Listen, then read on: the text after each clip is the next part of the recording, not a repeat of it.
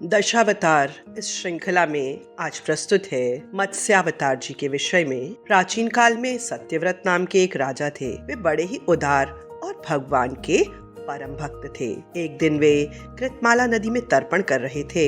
उसी समय उनकी अंजलि में एक छोटी सी मछली आ गई। उसने अपनी रक्षा की पुकार की। उस मछली की बात सुनकर राजा उसे कमंडल में अपने आश्रम पर ले आए। कमंडल में वह इतनी बढ़ गई कि पुनः उसे एक बड़े मटके में रखना पड़ा। थोड़ी देर बाद वह उससे भी बड़ी हो गई और मटका छोटा पड़ने लगा। अंत में राजा सत्यव्रत हार मानकर उस मछली को समुद्र में छोड़ने गए। समुद्र में डालते समय मत्स्य ने राजा से कहा, राजन, समुद्र में बड़े बड़े मगर आदि रहते हैं, वे मुझे खा जाएंगे, इसलिए मुझे समुद्र में न छोड़े। मछली की इस मधुर वाणी को सुनकर राजा मोहित हो गए। उन्हें मत्स्य भगवान की लीला को समझने में देर न लगी। वे हाथ जोड़कर प्रार्थना करने लगे। मत्स्य भगवान ने अपने प्यारे भक्त सत्यव्रत से कहा, सत्यव्रत, आज से 7वें दिन तीनों लोग प्रलय काल की जलराशि में डूबने लगेंगे।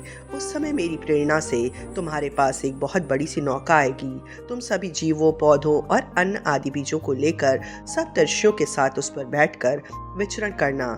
जब तेज आंधी चलने के कारण नाव डगमगाने लगेगी, तब मैं इसी रूप में आकर तुम लोगों की रक्षा करूंगा। भगवान राजा से इतना कहकर अंतर्ध्यान हो गए।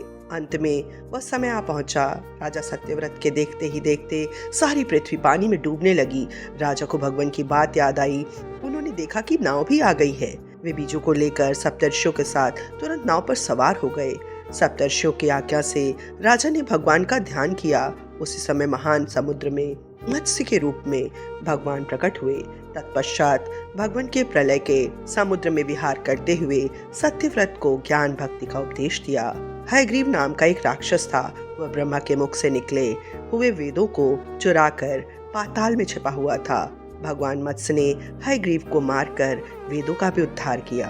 समस्त जगत के परम कारण मत्स्य भगवान को हम सब नमस्कार करते हैं। अगली कड़ी में मिलते हैं अगले अवतार से। धन्यवाद।